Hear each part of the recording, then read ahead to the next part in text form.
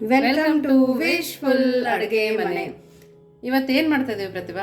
ಇವತ್ತು ನೋಡಿ ನಾವು ಇಲ್ಲಿ 1 ಕಪ್ದಷ್ಟು ಗೋಧಿ ಹಿಟ್ಟನ್ನ ತಗೊಂಡಿದ್ದೀವಿ. ಗೋಧಿ ಹಿಟ್ಟಿಂದ ಇವತ್ತು ನಾವು ಒಂದು ಹೊಸದು ಮತ್ತು ಯೂನಿಕ್ ರೆಸಿಪಿನ ಮಾಡ್ತಾ ಇದ್ದೀವಿ. ಇದರಲ್ಲಿ ಯಾವುದೇ ತರ ಸೋಡಾ ಮೊಸರು ಏನು ನಾವು ಬಳಸ್ತಾ ಇಲ್ಲ. ಸೊ ತುಂಬಾ ಡಿಫ್ರೆಂಟ್ ಆಗಿ ಮತ್ತು ತುಂಬಾ ಸಾಫ್ಟ್ ಆಗಿ ತಿನ್ನುವಂತ ರೆಸಿಪಿ. ಬ್ಯಾಚುಲರ್ ಕೂಡ ಈಸಿಯಾಗಿ ಮಾಡ್ಕೊಬಹುದು. ಹೌದು, ಬ್ಯಾಚುಲರ್ ಅನ್ನು ಕಣ್ಮುಚ್ಕೊಂಡು ಮಾಡ್ಕೋಬಹುದು, ಅಷ್ಟು ಈಸಿ ರೆಸಿಪಿ ಇದೆ. ಇಲ್ಲಿ ನೋಡು, ನಾನು 1 ಕಪ್ದಷ್ಟು ಗೋಧಿ ಹಿಟ್ಟನ್ನ ಜಡಿ ಮಾಡಿ ತಗೊಂಡಿದ್ದೀನಿ. ಸೊ ಇದನ್ನ ನಾವು ಇವಾಗ ಇಲ್ಲೊಂದು ಬೌಲ್ ತಗೊಂಡಿದ್ದೀನಲ್ಲ, ಇದ್ರೊಳಗಡೆ ಹಾಕೊಳ್ಳೋಣ. ಇದರಲ್ಲಿ ಮತ್ತೆ ನಾವು ಬೇರೆ ಯಾವುದೇ ಹಿಟ್ಟನ್ನು ಯೂಸ್ ಮಾಡ್ತಾ ಇಲ್ಲ, ಬರೀ ಗೋಧಿ ಹಿಟ್ಟಲ್ಲಿನೇ ಮಾಡುವಂಥದ್ದು. ಇದಕ್ಕೆ ರುಚಿಗೆ ಉಪ್ಪನ್ನ ಹಾಕೊಳ್ಳೋಣ. ಇಲ್ಲಿ ಹಸಿ ಮೆಣಸಿನ್ಕಾಯಿನ ನಾನು ಸಣ್ಣದಾಗಿ ಕಟ್ ಮಾಡ್ಕೊಂಡು ಹಾಕೋತಾ ಇದ್ದೀನಿ. ಅಕಸ್ಮಾತ್ ಮನೆಯಲ್ಲಿ ತುಂಬಾ ಚಿಕ್ಕ ಮಕ್ಕಳಿದಾವೆ, ಹಸಿ ಮೆಣಸಿನ್ಕಾಯಿ ಅವ್ರಿಗೆ ತಿನ್ನಕ್ಕಾಗಲ್ಲ ಅಂದ್ರೆ ಇದ್ರ ಬದಲಿ ಬ್ಲ್ಯಾಕ್ ಪೇಪರ್, ಕರಿ ಮೆಣಸಿನ ಪುಡಿ ಅಥವಾ ಸ್ವಲ್ಪ ಕೆಂಪು ಖಾರದ ಪುಡಿನೂ ಹಾಕೋಬಹುದು. ಸ್ವಲ್ಪ ಕೊತ್ತಂಬರಿ ಸೊಪ್ಪನ್ನ ಹಾಕೊಳ್ಳೋಣ.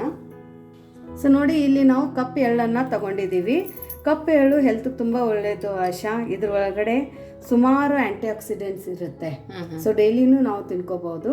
ಇದನ್ನು ನಾವು 1 ಸ್ಪೂನ್ ಅಷ್ಟು ಹಾಕೊಂಡಿದ್ದೀವಿ.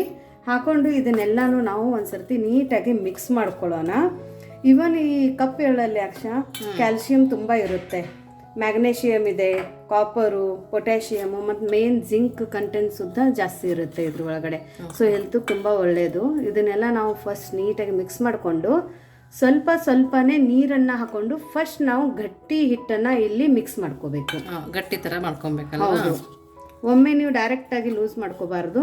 ಯಾಕಂದರೆ ಇದೊಂದು ಸ್ವಲ್ಪ ನಮಗೆ ಜಿಗಿ ಅಂಶ ಬರಬೇಕು ಅಂತ ಹೇಳ್ಬಿಟ್ಟು ಸ್ವಲ್ಪನೇ ನೀರು ಹಾಕ್ಕೊಂಡು ನಾವು ಇದನ್ನು ಮಿಕ್ಸ್ ಮಾಡ್ಕೊಳ್ಳೋಣ.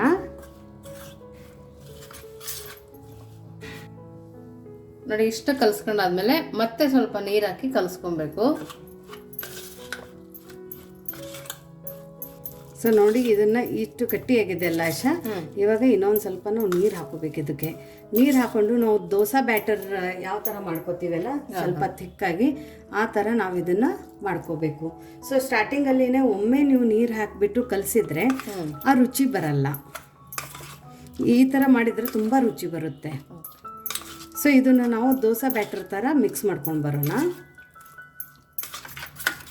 ನೋಡಿ, ನಾವು ಈ ಥರ ಕಲ್ಸ್ಕೊಂಡ್ ಬಂದಮೇಲೆ ಗೋಧಿ ಹಿಟ್ಟಲ್ಲಿ ಮಾಡಿರೋದ್ರಿಂದ ಸ್ವಲ್ಪ ಒಂದೊಂದು ಗಂಟೆ ಹಂಗೆ ಉಳಿದಿರುತ್ತೆ.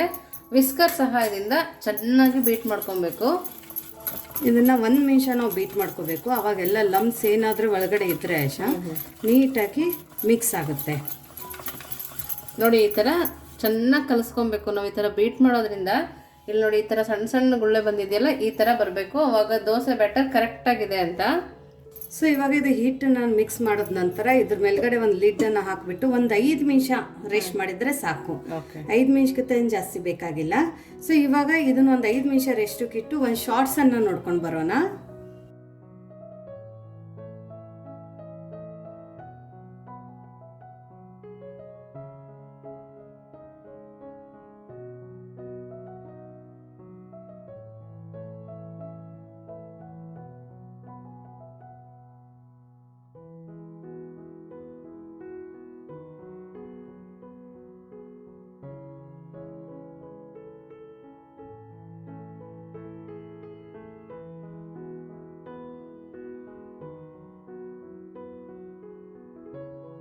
ನೋಡಿ, ಇಲ್ಲಿ ನಾನು ತವೆ ತಗೊಂಡಿದ್ದೀನಿ. ಮೀಡಿಯಂ ಫ್ಲೇಮಲ್ಲಿ ತವೆನ ಸ್ವಲ್ಪ ಬಿಸಿ ಮಾಡ್ಕೊಂಡಿರೋದು, ಜಾಸ್ತಿ ಬಿಸಿ ಮಾಡ್ಕೋಬಾರ್ದು. ಇವಾಗ ನಾವು ಇದು ಏನು ಕಲಸಿರೋದು ಹಿಟ್ಟಿದೆ ಅಲ್ಲ, ಇದನ್ನ ಇದ್ರ ಒಳಗಡೆ ಹಾಕೊಂಡು ನೀಟಾಗಿ ಇದನ್ನ ತಿರುವಿಬಿಟ್ಟು ಆಶಾ ಇದಕ್ಕೆ ಮೀಡಿಯಂ ಫ್ಲೇಮಲ್ಲಿನೇ ನಾವು ಇದನ್ನ ಬೇಯಿಸ್ಕೋಬೇಕು. ಫ್ಲೇಮ್ ಮಾತ್ರ ಒಂದೇ ಥರ ಇರಬೇಕು, ಜಾಸ್ತಿ ಕಡಿಮೆ ಮಾಡ್ಕೋಬೇಡಿ. ಬಟ್ ಮೀಡಿಯಂ ಫ್ಲೇಮಲ್ಲಿನೇ ಇದನ್ನ ನೀವು ಬೇಯಿಸ್ಕೊಳ್ಳಿ. ಸೊ ನೋಡಿ, ಇವಾಗ ಮೇಲ್ಗಡೆಯಿಂದ ಕಲರ್ ಚೇಂಜ್ ಆಗಿದೆ. ಇವಾಗ ನಾನು ಇದ್ರ ಮೇಲ್ಗಡೆ ಒಂದು ಸ್ವಲ್ಪ ತುಪ್ಪನ ಹಾಕೋತಾ ಇದ್ದೀನಿ. ನೀವು ಬೇಕಂದ್ರೆ ಎಣ್ಣೆ ಅಥವಾ ಬೆಣ್ಣೆನೂ ಸಹ ಹಾಕೋಬಹುದು. ಮಕ್ಕಳಿಗೂ ಇದು ತುಂಬ ಹೆಲ್ದಿ ರೆಸಿಪಿ. ಸೊ ನೋಡಿ, ಇವಾಗ ತಿರುವ ಹಾಕೋಣ. ಇಲ್ಲಿ ನೋಡಿ, ಕಲರ್ ಇವಾಗ ಚೇಂಜ್ ಆಗಿದೆ. ಇವಾಗ ಇದ್ರ ಮೇಲ್ಗಡೆನೂ ಒಂದು ಸ್ವಲ್ಪ ತುಪ್ಪನ ಒರೆಸ್ಕೊಳ್ಳೋಣ. ಇವನ್ ಚಪಾತಿ ಬರಲ್ಲ ಅನ್ನೋರು ಈ ಥರ ಕಲಿಸ್ಕೊಂಡ್ಬಿಟ್ಟು ಇದನ್ನು ನಾವು ಚಪಾತಿ ಥರನೂ ತಿನ್ಕೋಬೋದು. ಸೊ ಮಕ್ಕಳಿಗೆ ಇವನ್ ದಿಢೀರಾಗಿ ಲಂಚ್ ಬಾಕ್ಸಿಗೆ ಈ ಥರ ಬರೀ ಗೋಧಿ ಹಿಟ್ಟಲ್ಲಿ ಕಲಿಸ್ಬಿಟ್ಟು, ನೀವು ಬೇಕಂದರೆ ಇದ್ರೊಳಗಡೆ ಒಂದು ಸ್ವಲ್ಪ ಕ್ಯಾರೆಟು, ಕ್ಯಾಬೇಜನ್ನು ಸಹ ಹೆಚ್ಚಿಬಿಟ್ಟು ಹಾಕ್ಕೊಂಡು ಹೆಲ್ದಿಯಾಗಿ ಮಾಡ್ಕೋಬೋದು. ಇವಾಗ ಬ್ಯಾಚುಲರ್ಸ್ ಕೂಡ ನಾವು ಹೋಟೆಲ್ಗೆ ಹೋಗ್ಬೇಕು ಮಾಡೋಕ್ಕಾಗ್ತಿಲ್ಲ ಅಂದರೂ ಕೂಡ ಈಸಿಯಾಗಿ 10 ನಿಮಿಷದಲ್ಲಿ ಮಾಡ್ಕೋಬೋದು. ಹೌದು. ಸೊ ನೋಡಿ ಇವಾಗ ಇದು ಬೆಂದಿದೆ, ಇದನ್ನು ಟರ್ನ್ ಮಾಡ್ಕೊಳ್ಳೋಣ. ನೋಡಿ ಎಷ್ಟು ಚೆನ್ನಾಗಿ ಬಂದಿದೆ ನೋಡಿ ಆಶಾ. ನೋಡಿ ನೋಡೋಕೆ ಕೂಡ ತುಂಬಾ ಚೆನ್ನಾಗಿ ಅನಿಸ್ತಾ ಇದೆ. ಇದು ಪರಾಟನೋ ಚಪಾತಿನೋ ದೋಸೆನೋ ನೀವೇ ನೋಡಿ, ಆಮೇಲೆ ಕಮೆಂಟ್ ಹಾಕಿ ಇದಕ್ಕೆ ಯಾವ್ದು ಹೆಸರು ಕೊಡೋಣ ಅಂತ. ಸೊ ಇವಾಗ ನಾವು ಇದನ್ನು ಇನ್ನೂ ಒಂದು ದೋಸೆನ ಹಾಕಿ ತೋರಿಸ್ತೀನಿ.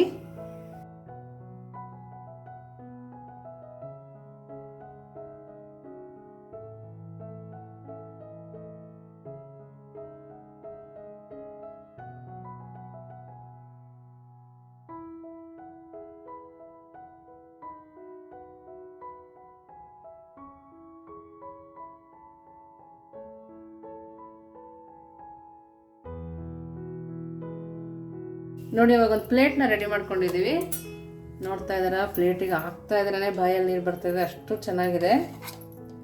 ಅದರ ಜೊತೆಗೆ ಚಟ್ನಿ, ಸಾಸ್ ಜೊತೆ ಬೇಕಾದ್ರೆ ತಿನ್ಬೋದಲ್ವ ಪ್ರತಿಭಾ? ಹೌದು, ಸಾಸು, ಇವನ್ ಪುದೀನಾ ಚಟ್ನಿ ಅದ್ರ ಜೊತೆನೂ ತಿನ್ಕೋಬಹುದು. ಬಟ್ ಇವತ್ತು ನಾನು ಇದನ್ನ ಚಟ್ನಿ ಮತ್ತೆ ಇನ್ನೊಂದು ಕರಿ ಜೊತೆ ಸರ್ವ್ ಮಾಡ್ತಾ ಇದ್ದೀನಿ. ಸೊ ನೋಡಿ ಇವತ್ತು ನಾನು ಇದನ್ನ ರಾಜ್ಮಾ ಜೊತೆ ಸರ್ವ್ ಮಾಡ್ತಾ ಇದ್ದೀನಿ. ತುಂಬ ಸಖತ್ತಾಗಿರುತ್ತೆ, ತುಂಬ ಚೆನ್ನಾಗಿ ಟೇಸ್ಟ್ ಕೊಡುತ್ತೆ. ಸೊ ನೋಡಿ ಇದು ಪರಾಟ ಎಷ್ಟು ಸಾಫ್ಟ್ ಆಗಿದೆ ಅಂತ ತೋರಿಸ್ತೀನಿ. ನೋಡಿ ತುಂಬ ಚೆನ್ನಾಗಾಗಿದೆ. ಇವನ್ ಮಕ್ಕಳಿಗೆ ನೀವು ಮಾಡಿಕೊಟ್ಬಿಟ್ರೆ ಮಧ್ಯಾಹ್ನ ತನಕ ಅಲ್ಲದೆ ಸಂಜೆ ತನಕನೂ ಸಾಫ್ಟಾಗಿರುತ್ತೆ. ಸೊ ನೋಡಿ ಕೈಯಲ್ಲಿ ಮುರಿದ್ರೂ ಅಷ್ಟೇ ಸಾಫ್ಟಾಗಿದೆ. ಇವಾಗ ಈ ರಾಜ್ಮಾ ಜೊತೆ ಮತ್ತು ಚಟ್ನಿ ಜೊತೆ ತುಂಬ ಸಖತ್ತಾಗಿರುತ್ತೆ. ನೋಡಾಶಾ, ತುಂಬಾ ಟೇಸ್ಟಿಯಾಗಿದೆ ಪ್ರತಿಭಾ. ನೋಡಿ ತುಂಬ ಚೆನ್ನಾಗಾಗಿದೆ ಅಂತೆ. ಅದು ಫ್ಲೇವರು ಎಳ್ಳು ಬಾಯಲ್ಲೇ ಸಿಗುತ್ತೆ, ಎಳ್ಳು ತುಂಬ ಚೆನ್ನಾಗಿ ಅನಿಸ್ತದೆ. ತುಂಬ ಚೆನ್ನಾಗಿದೆ. ಬಟ್ ಮೆಣಸಿನ್ಕಾಯಿ ನಮ್ಮದು ಖಾರ ಇಲ್ಲ, ಹಾಗಾಗಿ ಬಾಯಲ್ಲಿ ಸಿಗದಾಗೂ ಖಾರ ಅನ್ನಿಸ್ತಾ ಇಲ್ಲ. ಅಕಸ್ಮಾತ್ ನಿಮ್ಮ ಹತ್ರ ಮೆಣಸಿನ್ಕಾಯಿ ತುಂಬ ಖಾರ ಇದೆ ಅಂದರೆ ಮೆಣಸಿನ್ಕಾಯಿನ ಸ್ಕಿಪ್ ಮಾಡ್ಕೊಳ್ಳಿ, ಯಾಕಂದರೆ ಮಕ್ಕಳು ತಕ್ಕೊಂಡು ತಿನ್ನೋಕ್ಕೆ ಕಷ್ಟ ಆಗುತ್ತೆ ಬಾಕ್ಸಿಗೆಲ್ಲ ಕೊಡಬೇಕಾದ್ರೆ. ಸೊ ನಿಮಗೆ ಇವತ್ತು ಈ ಗೋಧಿ ಹಿಟ್ಟಿನ ರೆಸಿಪಿ ಹೇಗೆ ಅನ್ನಿಸ್ತು ಅಂತ ಕಮೆಂಟ್ ಮೂಲಕ ತಿಳಿಸೋದನ್ನು ಮರಿಬೇಡಿ. ಇನ್ನೂ ನಮ್ಮ ಚಾನೆಲ್ನ ಲೈಕ್ ಮಾಡಿಲ್ಲ ಅಂದರೆ ಲೈಕ್ ಮಾಡಿ, ಶೇರ್ ಮಾಡಿ, ಸಬ್ಸ್ಕ್ರೈಬ್ ಮಾಡಿ. ವಿಶ್ಫುಲ್ ಅಡುಗೆ ಮನೆಗೆ ಥ್ಯಾಂಕ್ ಯು.